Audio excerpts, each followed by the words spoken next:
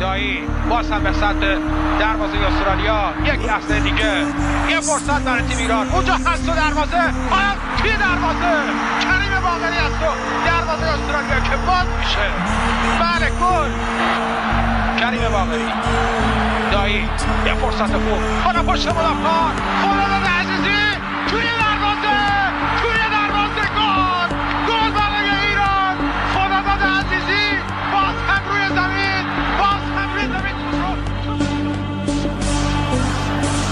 حامدزاده میزنه و پایان مسابقه و رفتن تیم ملی ایران به جام جهانی فوتبال.